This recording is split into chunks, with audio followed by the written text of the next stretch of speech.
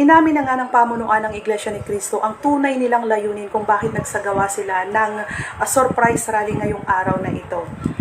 Hindi dahil sa anti-corruption sila, hindi dahil sa humihingi sila ng accountability, hindi dahil sa transparency, hindi para makatulong sa Pilipinas at hindi para tulungan ang kapwa nila Pilipino na makaahon sa kahirapan. Nagtipon-tipon ang libu-libong miyembro ng kulto ni Manalo para ipagtanggol at proteksyonan ang miyembro nilang self-confessed plunderer na si Rodante Marcoleta.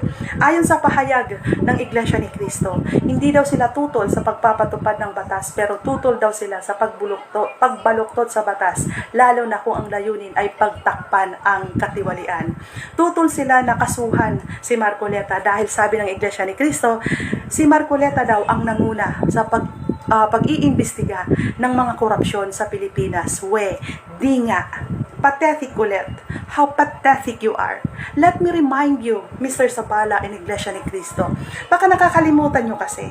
Nung congressman pa si Rodante Marcoleta, kasama pa siya sa press conference nung isiwalat ni dating congressman Rolando Antaya ang katiwalian, ang napakalaking katiwalian sa gobyerno.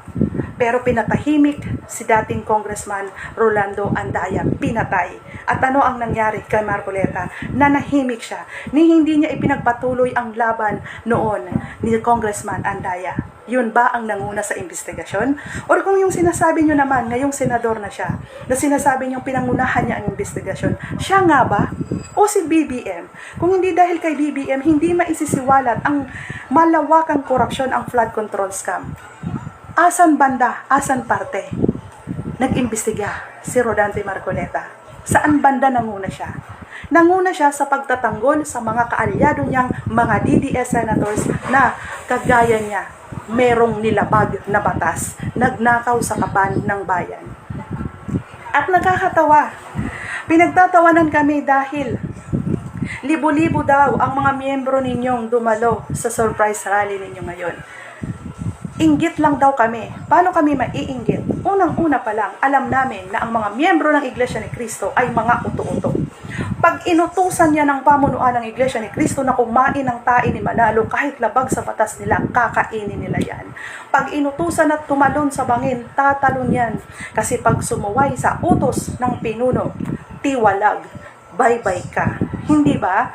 Ganun kadali yun. Paano namin kakainggitan kung wala namang sariling pag-iisip, lumalaban na hindi naman naaayon sa kalooban at sa prinsipyo? Saan banda kami maiinggit? At paano namin kakainggitan sa una pa lang, ang rally ninyo ay illegal na.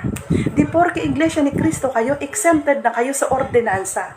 Maliwanag sa batas o maliwanag sa ordinansa ng gobyerno na kapag may plano kayong magtipon-tipon sa lahat ng mga pampublikong lugar, kailangan ninyong kumuha ng permit. Pero hindi kayo kumuha ng permit pagkos ng gulo kayo. Ginawa ninyong collateral damage yung mga publikong pumapasok sa trabaho kanina na ang layunin ay para makapagtrabaho at merong maipakain sa pamilya. Mas marami pa yung naabala ninyo kesa sa mga dumalo sa inyo. So pag Iglesia ni Cristo exempted? Pag Iglesia ni Cristo above the law? Yung mga naapektuhan ninyo, yung mga nadamay ninyo kaninang mga commuters?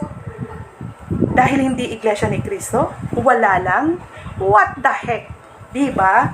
Nakakapanggigil.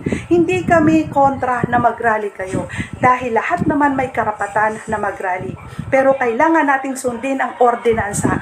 No permit, no rally. Hindi porke Iglesia ni Cristo hindi na kayo kukuha ng permit. Dahil ang ginawa ninyo ay hindi panawagan, hindi rally, kundi panggugulo. Ginulo ninyo ang Metro Manila.